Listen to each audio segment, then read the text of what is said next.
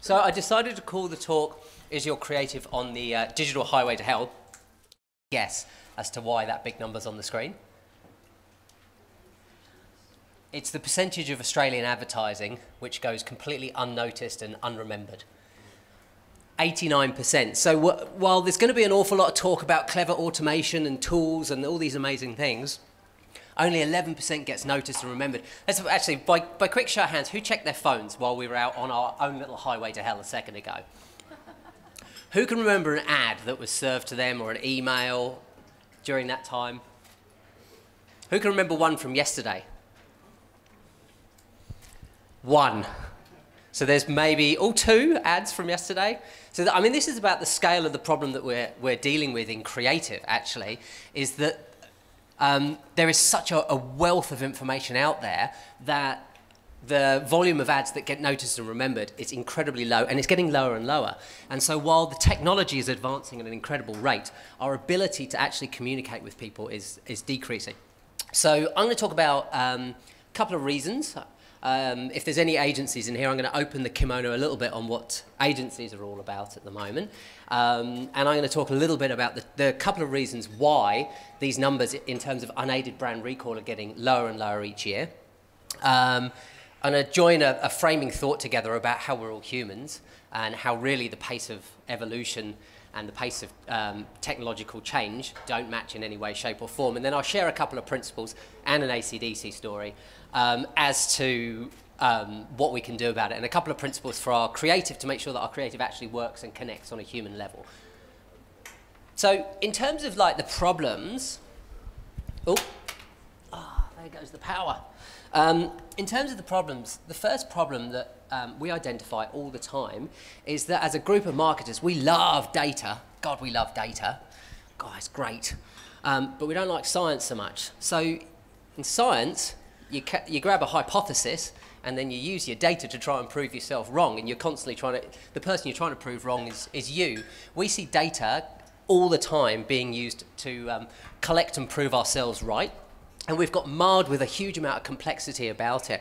And the digital revolution hasn't necessarily lived up to what we thought. So I'm not a scientist, but I do come from a legal background. So as a legal background, I'm not necessarily that qualified to talk about science, but I know an awful lot about bullshit. I'm really strong on that subject. So this is what we were promised with the digital revolution. So, I mean, my career after law went to PepsiCo, where in London we just put up pictures of Michael Jackson and Britney Spears and everything was awesome. And then along came this digital revolution and everything's got very complicated.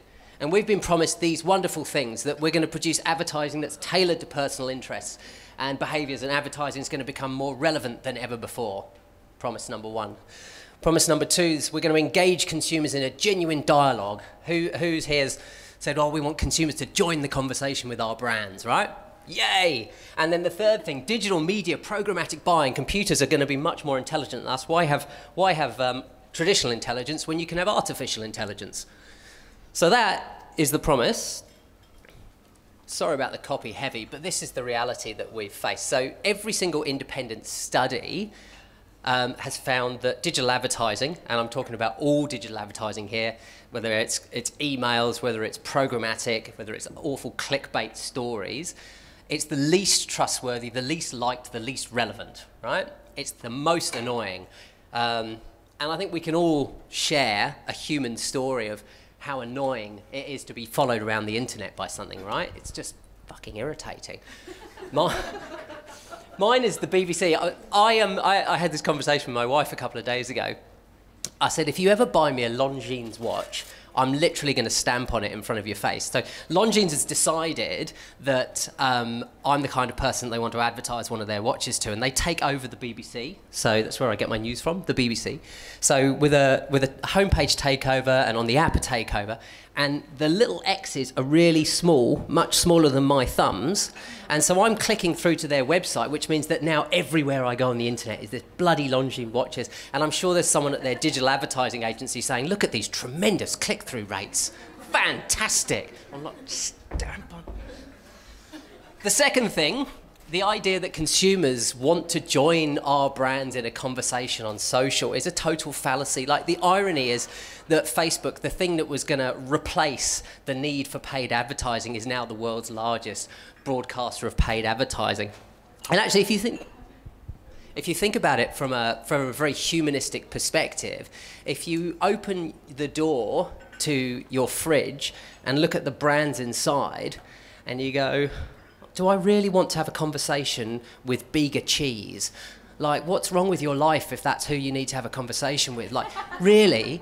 And the last piece for me, this digital revolution, the last piece of the puzzle is that reliable estimates are saying that there's about 16 billion in online ad dollars wasted each year in terms of ad fraud, media men scraping the middles on the way. By the time you've got the DSP, the ad platform, the data provider, there's just a scrape and a scrape and a scrape of data. About 25% makes its way to the publisher. So it's not, so the digital sort of age is a bit of a fallacy in terms of efficacy of our creative. And if we start applying some science to that, the hypothesis should be, is this making our advertising more effective? And the answer should be no. The second problem that I see, and this, if for the other agencies in there, I'm sorry, I'm going to share some stuff, but crap that arrives at the speed of light is still crap when it gets there, right? So why are we serving up so much shit creative? Well, this is a pricing curve of agency remuneration per campaign between 1991 to 2015. And what you'll notice is that average agency remuneration per campaign is going from about 400 grand down to here. So if I look at my agency workload, so digital is a really hungry beast, and we've decided that hyper-personalization is what you need. So we're busting out creative after creative after creative. But it's really hard to be creative when you've got 1,100 briefs coming across your desk every year. So if I go back to 2000, the average creative person had about 200 briefs coming across their desk in a year. Now, the average creative person has 1,100 briefs coming across their desk in a year. So if you think about that whole, you can have it fast, you can have it good, or you can have it, Christ, come on brain, cheap, yes. We want all of them, but we are missing out on the good, repeatedly. So, and the challenge for this as well, what's happening, because digital is such a hungry beast from a creative standpoint, and because we've become so obsessed with hyper-personalization, we're busting out so much creative that it's having a huge impact upon profitability for your agencies. So if you look at the compound change in profitability of your agencies, it's pretty scary. So agency billable rates are going down at about 3 to 5% year on year. Agency workloads are going up about 3 to 5% year on year, which means as you extrapolate that out, the compound on that means your agency's profitability is halving every 10 years. And we as agencies still have to run a business at the end of the day. So if you've got your boss at the head of WPP saying, hey, CEO of Australian agency, I need 15% net margin, what do you end up doing? Well, back of a cigarette packet, calculation, how do you run an agency? You go about, okay, so I'll do about 60% on staff, 20% on overheads, and I'll try and have 20%, 5% free and 15% for agency profitability. You can't do that with this graph coming down. So what happens is, and I'm sure a lot of clients will have felt this, when you walk into an agency, you've got a very junior workforce within an agency environment at the moment. And juniorization of the workforce is a real problem. Now, as agencies, we can spin you a great story about how they're digital natives and nobody knows social media like Gen, Millennium, Xy, whatever's are now. But the reality is, if you look at who's winning the Nobel Prizes, they've all got a bit of grey hair. If you look at who's winning Pulitzer Prizes, they've all got a bit of grey hair. So if you're going to write a really good banner ad, you need life experience. If you're going to write a really good piece of creative, you need some life experience. So if you're walking into your junior creative team, then you're probably not going to get great stuff. So those are our two kind of framing problems, I think, that we can look at and go, why is it that 89% is not noticed, not remembered. And even from the 11% that is noticed and remembered, you got 7% is remembered negatively and 4% is remembered positively. So the reason is we've got the long tail wagging the dog. So we're going into our briefings and we're using digital as a strategy. It's not a strategy, it's a tactic. We're using social as a strategy. It's not a strategy, it's a tactic. And then it's really hard to be creative when you feel like you're being chased by a tiger, right? Cortisol shuts down your peripheral vision, and if you're being flogged as a creative agency with 1,100 briefs a year because it's about volume as opposed to valuable creative, you're not going to provide good creative, and that's why we have this ever-increasing graph of our ads getting noticed and remembered less and less and less. So it's not all doom and gloom, my presentation, by the way. There's some good stuff. What are we going to do about it? This is a quote from Bill Bernbach, who's the godfather of decent quality advertising, right? And this was said, bear in mind, this was said in the 1950s. So Bill Bernbach said it took millions of years for man's instincts to develop. It will take millions of more for them to even vary. It's fashionable to talk about the changing man, but a communicator must be concerned with the unchanging man. So we all just had a shared experience when we walked out and walked back in. By and large, we would have had the same emotional responses, the same emotions running through our bodies. And the interesting thing then, if you take that as a framing thought, the unchanging man, that we're evolving at this pace, and yet technological change is going at this pace, then you can start to look at the media from a slightly different perspective. So here's the punter, right? There's the punter. And if we look at the history of the media, we can start by going, well, you know, we started communicating through cave paintings, and then we discovered some al frescoes and we moved on to that sort of thing. Then photography came along, and that was another way to get to him, and print media, cinema, and then TV was going to end all print media, and then digital was going to end all TV, social was going to end all TV and digital. And then there's this thing that's going to change everything else, probably AI, blockchain, everybody's into that. But there's one thing that's not changing, and it's the one geezer in the middle, right? Not changing, not changing. So these are all tactics. And so the media actually is this guy. In Australia, 24 million little units of this guy. You know, Facebook doesn't share itself. Facebook doesn't click like on itself. And so if you understand this, then you can make use of all of this. And so really, it is about understanding that guy. We've got, we're very lucky to have a guy called Dan Macken, who's our head of strategy at Channel Zero. And Dan fundamentally disagreed with this. Dan fundamentally thought that, no, our brains are changing, things are moving, the way that we express ourselves is changing, the way that we need to trigger people are changing. So Dan went about, and if you can Google Dan's TED Talk, it's fascinating, Dan Macken at TED. Because Dan went and plugged a load of probes into people's brains. And it was really fascinating what he found. When he plugged a bunch of probes into people's brains, he showed them a collection of advertisements. And effectively, we looked at a collection of advertisements and what happens immediately after a normal sort of 7-block ad break and a collection of ads. What happens after that? And if you have just one single task that people are doing at a time, you actually can get 92% recall if you ask them what went on immediately afterwards. As soon as you put a mobile phone into somebody's hand, you move from 92% recall to 32% recall on exactly the same thing. And the reason for this is because when you sit there quite passively absorbing, even if it's one thing, whether it's a piece of content on social, whether it's a piece of digital content, whether it's a TV commercial, it's usually all happening in your hippocampus. As soon as you add our little mobile phone into the situation, it activates this area, the striatum.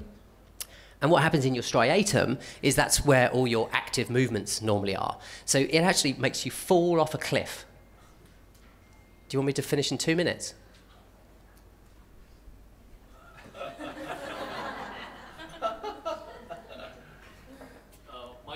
have some time. 2 and a bit. Okay, I'll zip through. There's a wealth of information, but there's a poverty of attention, which makes the job of the marketer even more so than ever to be really tight on what we're delivering creatively. Like, the computers are great, don't get me wrong, I love the technology, but crap that arrives at the speed of light is still crap when it gets there. If it's not good creative, you're wasting your time, you're wasting your money. There's not enough attention. You've got 32% recall when people are there actually knowing they have to tell you afterwards what is going to happen. So there's three things that I'm going to focus on, and I'm going to get to tell my AC/DC story. So the three things which are really key principles based around that framing thought. Number one, you need to zero in on attitudes across audiences. What is the consistent attitude from 9 to 90? So Deloitte very proudly the other day came out with this wonderful term, the millennials, which is a blurred line between Gen X and Y and Z and convergence and that sort of stuff. For me, another word for millennial is adults, right? It's total bollocks. So this AC/DC story. This looks like an all-right party conference. We didn't bring our Breitbart torches, I promise you. But this is what I mean by zeroing in on attitudes as opposed to demographics. If you're starting off with, hey, look, we're going to target Gen Ys and we're going to do this and we're going to do this for Gen Xers, if you actually unearth an attitude which is consistent upon them, then you can actually have some really powerful creative which connects. Like, look at the latest Vegemite ad. You can watch that at 9 years old, love it, 90 years old, love it. It's because it connects on a human level. This was so much fun. This was a call for Sydney to set the world record for guitarists all playing an AC/DC song at once. So a message went out, anyone who loves the guitar, come along, it's going to be brilliant. 457 people turned up to have just an absolutely wicked time and to play along with the choir boys to Highway to Hell, right? And what I love about this photograph is that you've got old rockers like this guy, you've got a teenager here. You've got there's some 8-year-old kids. There they are. There's a greying CEO. There he is, having the time of his life. Brilliant. But what I love about that is there's a consistent attitude across the mix. Now that is, as brands, what we need to find out, what we've got that is consistent, that attitude across demographics, rather than trying to segment and putting people in buckets and boxes. The dynamics of human behavior aren't that simple, right? So find the attitude. If you workshop, this is a workshop we do.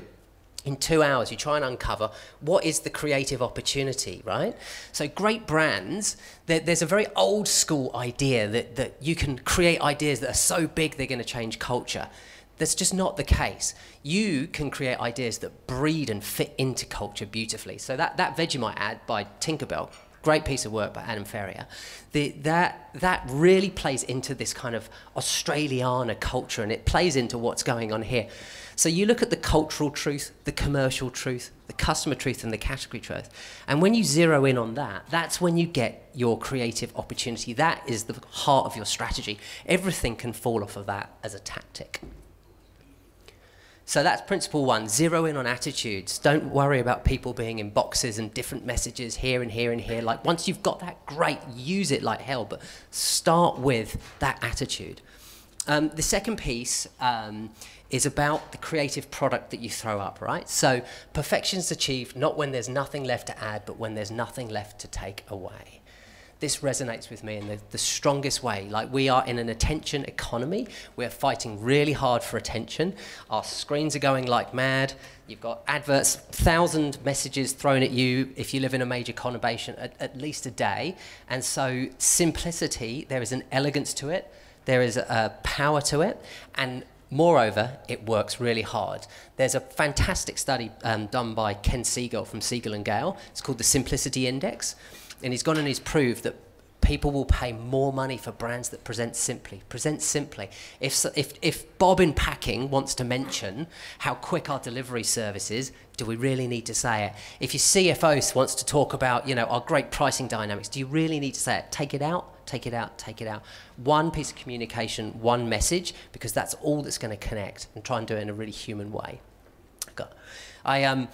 going to share a story of my little boy to highlight this point, I think. So my little boy recently was asking me for breakfast, and being a good dad, I decided that I would make him breakfast rather than let him starve. And he said, I said, "Oh, what do you want for breakfast, mate?" And he said, "I'll have Weet-Bix, thanks, Dad." I was like, "Oh, good, we like Weet-Bix, good for you." He said, "And bacon." I was like, "What? Weet-Bix and bacon?" Yeah, Dad, Weet-Bix and bacon. Now, in his mind, Weet-Bix is good. Bacon is really good. So if you stick the two together, bacon Weet-Bix is going to be great. And this is what we need to avoid with our messaging, right? Two great messages does not equal one brilliant message. If the glass of water is already full, you're not going to make it more full by adding more water. So try and avoid bacon Weet-Bix. Don't let people add to the brief. Don't let stupid stuff happen. He didn't like his bacon Weet-Bix. He thought it was horrid. But I'm never one to miss a learning opportunity for him. So there you go. So principle 1, zero in on attitudes. Use the data later on, but zero in on the attitudes. Principle number 2, perfection is achieved not when there's nothing left to add, but when there's nothing left to take away. And principle number 3, execute based on conspicuousness. So what I mean by this, we all spend a lot of time creating ads. I don't think we spend nearly enough time intellectualizing why and how they actually work. What is it that makes an ad actually work? So there's 3 sets of kind of, there's 3 things that make an ad work, right? 3 major things. And if you care to read Byron Sharp versus Ritson at the moment, they're having a bloody good argument about this. But the reality is there's 3 major things. So the first thing is emotional inception, right? Has anyone seen the movie Inception? Yeah? Where people, yeah, so this is what we're doing, right? So where people fall asleep and in their dreams they go and they implant memories and things that make them act in a certain way. That is exactly the same as what we're doing when we make emotional advertising. We're trying to create a positive association between our product, between feelings of love, between feelings of happiness, but feelings of sexual attraction, feelings of safety. We create those positive mental associations, and it's basically over time, emotionally, we become predisposed to feeling good about that brand every single time we see it. It's a long-term play. It does, to a degree, rely on us believing humans are quite Pavlovian, but it is a way that works. Another way, truth and awareness. Now, it's become very fashionable to get briefs and try and make absolutely everything emotionally inception, right? But truth and awareness, advertising in truth and awareness, if you're a product like Drano, it comes across as incredibly inauthentic if you're trying to create an emotional journey for me and unblocking my drains, right? And we shouldn't feel bad about doing advertising and work that's about truth and awareness. Like, if my drains are blocked, I'm not a plumber, I just want to know what to do about it and how to do it. And there is a real power to truth and awareness in advertising. The last piece that is the most powerful piece of way that we can advertise, and this is what I mean about conspicuousness, is this presumes that we're quite Pavlovian and that we do effectively as we're told. This is, we're very rational. Cultural imprinting. There is a philosophy and a theory that actually our subconscious minds make rational decisions for us, right? So if your brand is very conspicuous, and by that I mean, like, you're a car brand, people see the car that you drive. You're a beer brand, people see the beer that you drink. Not only does that brand say something about you when you connect, but it says something about who you are to everybody else. And that's what cultural imprinting is all about as an advertising and creative philosophy. You can imprint and you can change the nature of the way that products are presented within culture. Now, what I mean by execute based on conspicuousness is you need to consider if your brand, the most powerful is something like cultural imprinting, but if you aren't able to do mass awareness, that's going to fall down, right? Because there needs to be a consideration that there needs to be a real consideration over how many people also know this message. So if I'm going to turn up at a party with Corona, that says that I'm a pretty chilled out, laid back, beachy kind of a guy. But if Corona have only ever marketed to me through EDMs, right, how do I know that everybody else also knows that? So immediately and intuitively, that's not going to work. So when you start to execute, when you've got your strategy laid out, what creatively you're going to say and how that creative is going to present, think about whether your ads are going to be working through emotional inception. So something like bed sheets, great example of emotional inception, right? I want to feel good about my bed sheets, but I don't really care if anybody else knows what brand I've got. Truth and awareness, something like just a household product, you know, those sorts of things. Cultural imprinting is, you know, the likes of beer, clothing, fashion, cars. And think to yourself about, therefore, what channel is going to work hardest once you've got and understood whereabouts your creative is sitting. Because if it's emotional inception, it's going to work really well on social.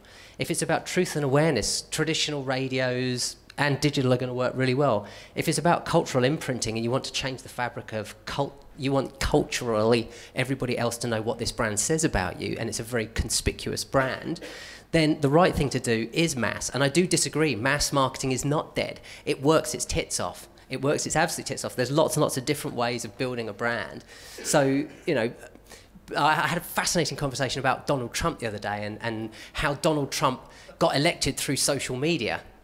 He didn't get elected through social media. If you look at the data, 3% of the American voting population followed Donald Trump on Twitter when he got elected. Donald Trump got elected because he used Twitter and being a lunatic on it as a strategy, and then the mass media wrote about it. So who heard about Donald Trump's mental rants from mass media? It's not dead. Sorry, Andrew.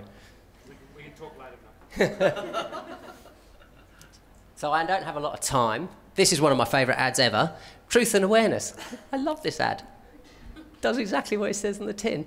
And to the Corona point, you know, there is no information exchange within this piece of advertising, but it's actually putting something into our subconscious brains that when I go to a party and I put down a case of Corona, this is what it's saying about me. And that's a really powerful creative medium to use. So I will summarise. So the three things then, so to tackle that 89%, right, make sure that we're in the 11%. The people in this room, we should be delivering wicked advertising that's in the 11%. First bit, be cultural, right? Your strategy needs to zero in on culture and how you fit into it, right? What's going on culturally, commercially? Go through those 4 C's and the truths behind them. The second piece, be concise. Creative is about being simple and relatable and distinctive. And then the third piece, execute. So channel out based upon, with conscious thought over how conspicuous your creative strategy is and therefore what the right channels are going to work for you then are. And that's what I got. It's a bit longer than 2 minutes.